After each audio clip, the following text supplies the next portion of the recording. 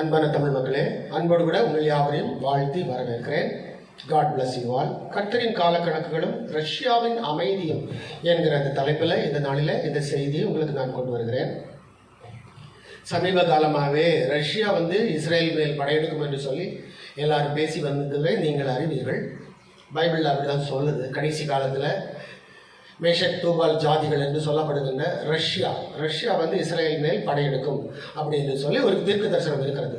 இந்த தீர்க்க தரிசனம் கிமு 600 சொல்லப்பட்டது. கிமு 600 வாழ்ந்தவர் எசேக்கியேல் தீர்க்கதரிசி.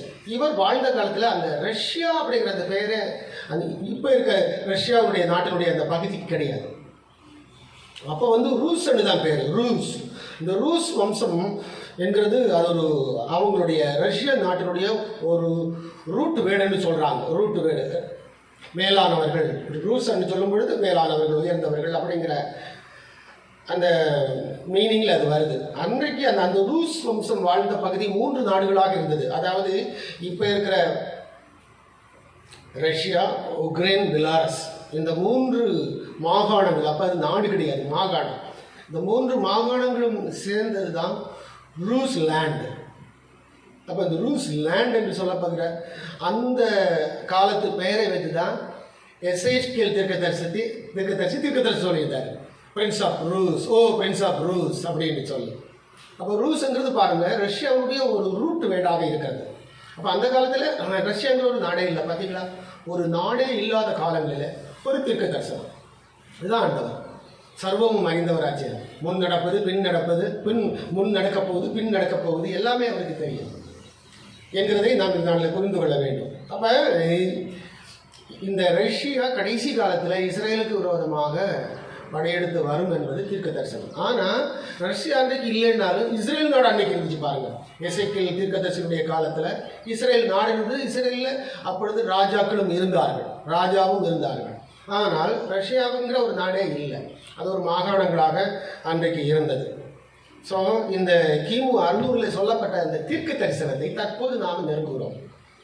இப்போ தற்போது நிலையில் இஸ்ரேல் ஈரான் மேல் படையெடுக்கும் பொழுது எல்லாரும் என்ன நினைத்தார்கள், கண்டிப்பாக ரஷ்யா என்ன பண்ண போகுது, உதவிக்கு வரப்போகுது. ஏனென்று சொன்னால் ஈரானும் ரஷ்யாவும் பகிரங்கமான நட்பு நாடுகள். டெஹ்ரான் அந்த அணு உலைகளில் எல்லாம் ரஷ்யாவுடைய பங்கு நிறைய இருக்காது. ஸோ ரஷ்யாவும் ஈரானும் பெரிய கூட்டாளிகள். ரஷ்யாவுக்கு ஒன்றுன்னா ஈரான் வரும், ஈரானுக்கு ஒன்றுன்னா ரஷ்யாவும். அந்த மாதிரி ஒரு பெரிய கூட்டு நாடாக இருந்த போதும் தற்போது இஸ்ரேல் இந்த அளவு பெரிய சேதத்தை ஈரானுக்கு உருவாக்கின போதும் விளாடிமிர் புதின் அவர்கள் அமைதியாக இருந்தது, அமைதி காத்தது ஒரு பெரிய ஆச்சரியம்தான். இதில் நான் உங்களுக்கு என்ன சொல்கிறேன்னா, கர்த்தருடைய காலக்கணக்கு இன்னும் வரலை. கர்த்தருடைய காலக்கணக்கு இன்னும் வரவில்லை. 3ஆம் உலக மகா யுத்தம் இதோ வந்துவிட்டது என்று சொல்லி தான் நாம் எல்லாரும் யோசித்திருந்தோம். ஆனாலும் கர்த்தருடைய காலக்கணக்கு இன்னும் என்ன செய்யவில்லை, வரவில்லை. விளாடிமிர் புதின் அவர்கள் ஒரு பதிலை சொன்னார். 20 லட்சம் யூதர்கள், 20 லட்சம் ரஷ்ய மக்கள் என்ன செய்கிறார்கள், இஸ்ரேலில் இருக்கிறார்கள். அதனால இந்த யுத்தத்துக்கு நான் இப்போ தற்போதைக்கு நான் என்ன செய்ய விரும்புகிறேன், நடுநிலை காக்க விரும்புகிறேன், நடுநிலையாய் நிற்க விரும்புகிறேன் அப்படின்னு சொல்லி பதில் சொன்னார். பேட்டி கேட்ட இடங்கள் எல்லாம் அப்படிதான் அவர் பதில் சொன்னார். ஸோ இது ஒரு கர்த்தருடைய ஒரு தயவும், கர்த்தருடைய ஒரு காலக்கணக்கு முடியவில்லை, வரவில்லை என்பதைத்தான் நாம் புரிந்து கொள்ள வேண்டும். ஸோ ஆனால் இது அப்படியே நடக்காது பாருங்கள். வருகின்ற நாட்களிலே டெம்பிள் மவுண்ட் என்று சொல்லப்படுகின்ற அந்த பகுதியை கண்டிப்பாக 2ஆக பிரித்து யுனைடெட் நேஷனில் அதற்கான ரெசல்யூஷன் பாஸ் பண்ணி யூதர்களுக்கு பாதியை கொடுக்க போகிறாங்கன்னு சொல்ல போகிறாங்க. அதாவது அந்த அலஸ்கா மசூதி, டோம் ஆஃப் த ராக் இருக்கிற இந்த பகுதிகளெல்லாம் அரேபியர்களுக்கு கொடுக்குற மாதிரியும், மற்ற அந்த காலியாக இருக்கிற இடங்களெல்லாம் யூதர்களுக்கு கொடுக்குற மாதிரி நீங்கள் அந்த பகுதியில் உங்கள் தேவாலயத்தை கட்டிக்கிடுங்க அப்படின்னு எல்லா நாடுகளும் கண்டிப்பாக வருகிற நாட்களில் யுனைடெட் நேஷனில் ரெசல்யூஷன் பாஸ் பண்ணி சொல்ல போகிறாங்க. அப்படி சொல்லுகின்ற காலங்களில் கண்டிப்பாக நிச்சயம் இஸ்ரேல் அதை ஒத்துக்காது. அமெரிக்க அதிபர் ட்ரம்ப் என்ன சொல்கிறாருன்னு தெரியல, அது அவருடைய நிலைப்பாடு. அவர் அந்த டைமில் என்ன சொல்லுவாருன்னு அவருக்கு தான் தெரியும். ஆக யூதர்கள் நிச்சயமாக என்ன செய்ய மாட்டார்கள், ஒத்துக்கொள்ள மாட்டார்கள். அப்படி ஒத்துக்கொள்ளாத ஒரு நிலை வரும்போது கண்டிப்பாக எல்லா அரபு நாடுகளும் ஒன்று இணைந்து, இன்க்ளூடிங் ஒருவேளை ரஷ்யா கூட, ஏன்னா ரஷ்யாவுக்கு ஆல்ரெடி இப்பொழுது மனதில் ஒரு காழ்ப்புணர்ச்சி உண்டு, நாம் உதவி செய்ய முடியல, ஆனாலும் ஈரானில் ஏகப்பட்ட சேதம் உண்டானபடினால அந்த ஒரு கசப்பு கண்டிப்பாக இருந்து கொண்டு இருக்கும். இப்போ அந்த நேரத்தில் ஒருவேளை கர்த்தருக்கு சித்தமானால் இந்த ரஷ்யா இஸ்ரேலுக்கு எதிராக திரும்புவதற்கு நிறைய வாய்ப்புகள் இருக்கிறது. ஸோ யூஎன்ல அப்படிப்பட்ட ஒரு ரெசல்யூஷன் பாஸ் பண்ணுறதுக்கு இன்னும் ரொம்ப நாட்கள் எல்லாம் போகாது. 1 மாதமோ 2 மாதமோ 3 மாதமோ தான் நமக்கு டைம் பொறுத்திருந்து நம்ம பார்க்கலாம். ஏன்னா யுத்தம் எல்லாம் இன்றைக்கும் முடிவுக்கு வரல. சீஸ் ஃபயரிங் அப்படி சொல்லப்படுகிறது, மறுபடியும் அது மீறப்படுகிறது, அப்படி தான் போய்கொண்டிருக்கிறது. ஆக பெபிலிக்கலா ப்ராப்பர்ட்டிகளாக நம்ம பார்க்கும்போது இதில் ஒரு கண்டினியூட்டி இருக்குது. இதுக்கு ஒரு தீர்வு என்பது இந்த அல்லஸ்கா மசூதி இருக்கிற இடம் யூதர்களின் தேவாலயம் கட்டுகின்ற அந்த பகுதியை பொறுத்ததாக இருக்கிறது. யூதர்களை குறித்து பார்க்கும் பொழுது இப்பொழுது இருக்கிறவர் பெஞ்சமின் நெத்தன்யாகு. பெஞ்சமின் நெத்தன்யாகு குறித்து நம்ம பார்க்கும் பொழுது ஒருவேளை யாக்கோபனுடைய ரெண்டாவது மனைவி பெஞ்சமின் அப்படிங்கிற ஒரு குழந்தையை பெற்றெடுக்கிறாங்க. அது கிமு 1700 அது நடக்குது. யாக்கோபனுடைய ரெண்டாவது மனைவி ராகேல் அவர்கள் பெற்றெடுக்கிறார்கள். பெஞ்சமின் அப்படிங்கிற அந்த பையனை பெற்றெடுக்கும் போது அவங்க இறந்துடுறாங்க. பெஞ்சமின்னு சொன்னால் சன் ஆஃப் ரைட்டுன்னு அதனுடைய அர்த்தம்.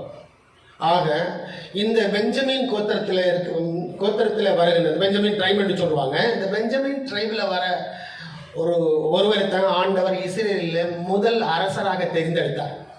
அது நம்ம ரொம்ப இந்த வேளையில் நம்ம ரொம்ப உன்னிப்பாக கவனிக்க வேண்டிய ஒரு விஷயம்.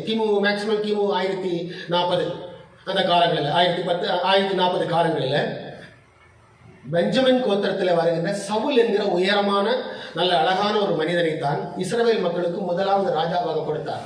பாருங்க, பெஞ்சமின் கோத்திரத்தை ஆண்டவர் தெரிந்து அதை வைத்திருக்கிறார். அதுக்கப்புறம் யூதா கோத்திரத்துக்கு மாறுகிறது, தாவீது கிட்ட அரசாட்சி வருகிறது. அது நமக்கு எல்லாருக்கும் தெரிந்த விஷயம்தான். ஆனால் அந்த முதன்மை ஆண்டவர் கொடுத்தது முதல்ல பெஞ்சமின் கோத்திரத்துக்கு கொடுக்கிறாரு. ரெண்டாவது இன்னொரு விஷயம், புதிய ஏற்பாட்டில் அப்போஸ்தலனாகிய பவுல் கிறிஸ்தவ காரியங்களை, அதாவது கிறிஸ்தவ நற்செய்திகளை உலகத்துக்கு சொன்னவர் அப்போஸ்தலனாகிய பவுல். இந்த அப்போஸ்தலனாகிய பவுல் கூட பெஞ்சமின் கோத்திரத்தை சார்ந்தவர் தான். ஸோ அதுவும் ஆண்டவருடைய ஒரு சூசிங், ஆண்டவருடைய ஒரு செலெக்ஷன். இப்போ நீங்கள் பார்த்தீங்கன்னா இஸ்ரேலில் இந்த 1948க்கு அப்புறம் டேவிட் பென் குரியனுக்கு அப்புறம் நிறைய பேர் வந்திருக்கிறாங்க. யாருமே இந்த அளவு யுத்தங்களை செய்யவில்லை. பாருங்க, ஹமாஸில் ஆரம்பித்து, காசாவில் ஆரம்பித்து, பக்கத்தில் லெபனான், சிரியா, ஹவுதீஸ் எல்லாம் தாண்டி அவருடைய அந்த சீரிப்பாயும் தன்மை பார்த்தீங்களா, ஈரான் வரைக்கும் போயிடுச்சு. யாருக்குமே பயப்படல. பார்த்தீங்களா, சீருகின்ற சிங்கம் போல ரைசிங் லயன் அப்படிங்கிற அந்த ஆபரேஷன் ரைசிங் லயன்ங்கிற ஒரு டைட்டில் வச்சு அழகாக உள்ள நுழைச்சிட்டாரு. பார்த்தீங்களா, ஒருவேளை ரஷ்யா உதவிக்கு வந்துச்சேன்னா, ஈரானுக்கு உதவியா ரஷ்யா வந்துச்சேன்னா என்னடா பண்ணுறது அப்படின்றதெல்லாம் கூட அவர் யோசிக்கல போல தோணுது.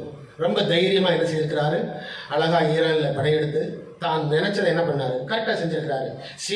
ஈரானுடைய இராணுவத்தை சீரோ நிலைக்கு கொண்டு வருவோம் அப்படிங்கிற சொல்லி அடிப்போம் அப்படிங்கிற அந்த வார்த்தைகளின் பிரகாரம் அதை அவர்கள் செய்திருக்கிறபடினால ஒருவேளை இவரை வைத்து வருகின்ற நாட்களில் இன்னும் அதிக யுத்தங்கள் செய்து அந்த அல்லஸ்கா மசூதி இருக்கிற இடம், சாலமன் கட்டின தேவாலயம் இருந்த இடம், செருபாபேல் தேவாலயம் கட்டின இருந்த இடம், அந்த இடத்தை மறுபடியும் யூதர்களுக்கு இவர் மூலம் ஆண்டவர் மீட்டுக் கொடுக்கிறாரா என்று நமக்கு தெரியாது. அது வருகின்ற காலத்தில் தான் நாம் யோசிக்க வேண்டும். ஆக பெஞ்சமின் கோத்திரத்தில் ஆரம்பித்து மறுபடியும் அதே பெஞ்சமின் கோத்திரத்தில் முடிக்கிறாரா என்று இப்போ யோசிக்க வாய்ப்பு இருக்குது. இப்போது இருக்கிற பெஞ்சமின் நெத்தன்யாகு அவர்கள் கூட அந்த பெஞ்சமின் கோத்திரத்தில் லைனில் வரவராங்கிறது அது ஆண்டவருக்கு தான் கரெக்டாக தெரியும்.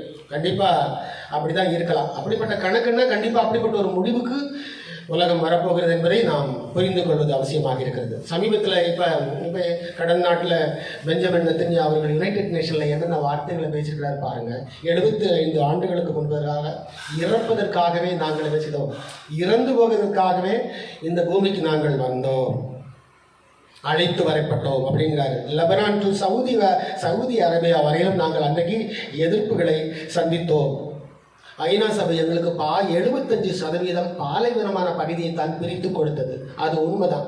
இஸ்ரேல் அங்கே சொந்த நாட்டுக்கு வரும்பொழுது அந்த பகுதி வெறும் பாலைவனமாகத்தான் இருந்தது. யாருமே அங்கே எந்த விவசாயம் செய்ய முடியாது, எந்த மரஞ்செடி கொடிகள் கூட இல்லைங்க. அப்படிப்பட்ட ஒரு இடத்தை தான் அவர்களுக்கு பிரித்து கொடுத்தார்கள். அப்பேற்பட்ட இடத்தை தான் அவர்கள் இன்றைக்கு வளப்படுத்தி உலகத்திலே பெரிய நகரமாக அதை மாற்றியிருக்கிறார்கள். டெல் அவீவ் அப்படிங்கிற அந்த பெயரை வைத்து. இதை நாம் ரொம்ப புரிஞ்சு கொள்ள வேண்டும். இன்னும் அவர் என்ன சொல்றாருன்னா, எங்களுடைய ரத்தத்தை ஊற்றி நாங்கள் அதை வளர்த்தோம் அப்படின்னு சொல்றாரு. ரத்தத்தை ஊற்றி வளர்த்தோம். மறுபடியும் கிரீஸ், ரோம், ஸ்பெயின் உட்பட ஹிட்லர், கடாபி, சதாம் ஹுசேன் வரை நாங்கள் சந்தித்தோம், எதிர்ப்புகளை சந்தித்தோம் அப்படின்னு சொல்லி, தற்போது ஹமாஸ், ஹிஸ்புல்லா, ஈரான் போன்றவர்களுடைய எதிர்ப்பை நாங்கள் என்ன செய்கிறோம், சந்திக்கிறோம். இதிலும் நாங்கள் என்ன செய்வோம், ஜெயிப்போம் அப்படின்னு ஐநா சபையில் தற்போது பெஞ்சமின் நெத்தன்யாகு அவர்கள் சொல்லியிருக்கிறார்கள். நன்றாக புரிந்து கொள்ளுங்கள். இது எல்லாமே இவர்கள் கடந்து வந்த பாதை. இந்தியாவை குறித்து ஒரு 3 மாதத்துக்கு முன்னாடி பெஞ்சமின் நெத்தன்யாகு அவர்கள் சொல்லியிருந்தார்கள், யூதர்கள் ரத்தம் சிந்தாத ஒரே நாடு இந்தியா மாத்திரம் அப்படின்னு சொல்லியிருக்காரு. காரணம், யூதர்கள் கேரளா பகுதியில் மட்டாஞ்சேரியில் சொந்த நிலங்களோடு கூட அவர்கள் வாழ்ந்திருக்கிறார்கள். அவர்களே விவசாயம் செய்து, அவர்களே வரி எல்லாம், அதாவது அப்போ இருந்த ராஜாவுக்கு வரி எல்லாம் கட்டாமல் வரி விலக்கு செய்து கொடுத்த ஒரு மகாராஜா அங்கே இருக்கிறார். அவருக்கு பேர் மார்த்தாண்ட பாஸ்கர ரவிவர்மா என்கிறது அவருடைய பேர். அவருடைய காலத்தில் அந்த அளவு அந்த மட்டாஞ்சேரி, கொச்சின் பகுதியில் மட்டாஞ்சேரி என்கிற இடத்துல யூதர்களுக்கு நல்ல சப்போர்ட்டிவாக இருந்திருக்காது. அதெல்லாம் ஒருவேளை அவருக்கு தெரியும் போல தெரியுது. அதனால தான் யூதர்கள் ரத்தம் சிந்தாத ஒரே நாடு இந்தியா என்று சொல்லியிருக்கிறார். அதனால தான் பெஞ்சமின் நெத்தன்யாகு அவர்கள் நம்முடைய இந்தியாவோடு விட நட்பு பாராட்டி வருகிறார்கள் என்பதை நாம் புரிந்து கொள்ள வேண்டும். வருங்காலம் எப்படி என்று கர்த்தர் அறிவார். 3ஆம் உலக மகா யுத்தத்தை நோக்கி உலகம் நெருங்குகிறது. நிச்சயமாகவே அடுத்த அப்டேட்டுக்கு மற்ற விஷயங்கள் எல்லாம் நம்ம பார்ப்போம். God bless you all. Bible அப்டேட்டில் உலகம் சென்று கொண்டு இருக்கிறது என்பதை புரிந்து கொள்வோம். Thank you all.